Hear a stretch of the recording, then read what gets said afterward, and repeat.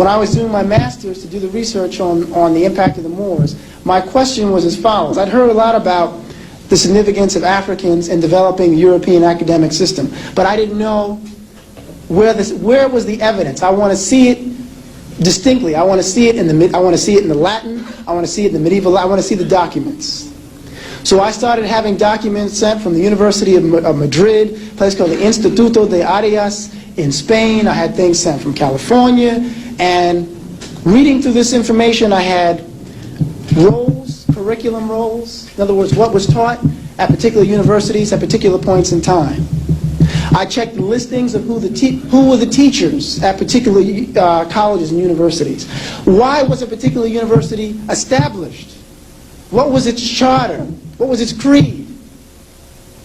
When I started finding out that the major schools of Europe, the ones that are now considered the cornerstones of European intelligentsia and academia, Oxford, University of Paris, University of Naples, Bologna, University of Palencia in Spain, Salamanca. All these places had as their chartered purpose the study of the Moorish texts. They had set up these schools to make use of the information that was coming in. They were not all what's called cathedral schools. Cathedral school you went to only to study Christianity, Catholicism. These schools were developing to study the sciences and the philosophy that the Moors had been introducing in Andalus. And when you look and you see names like Adam de Marisco on the faculty roll for Oxford University in the 12th century, it might pass you by unless you know what de Marisco means. De Marisco means of the Moors. Adam of the Moors. Hence, many names, in fact, that people had in those days, you either said where you came from in terms of regionally, or who you came from in terms of blood. Hence the name Moor, that so many Europeans carry today and don't know what they're carrying. If they knew, if they look at one of in their books of heraldry, they'd probably pass out to see what's there. In fact, and I'll show some of the examples a little bit later. So these are things that were necessary, getting these texts and getting these curriculum roles to see for myself. And I have to say, my advisors, who were all Europeans, University of Pennsylvania, Columbia University, doctorate in history, all Europeans were shocked. They were like, well, how did you get this information? Why would you even think to look for such information? But they couldn't, as I say, they couldn't touch it. They still had to say, give me the grade, because the work was thorough. But to this day, I'll never forget the face of one of my professors when I came in with some of these documents in the medieval Spanish sent from Spain. He just sat there, kind of shaking, like he had Parkinson's.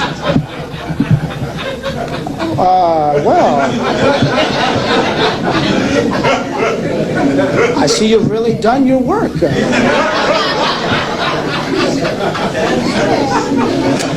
So, I mean, this is something, obviously, that's required. We need to, as I tell, it's our responsibility as doctoral students, is we have to teach undergraduates. And I say we need an army of scholars. Definitely do the research, do the work, learn another language, and if you can, travel and engage. If you meet people from different places, everything will give you leads.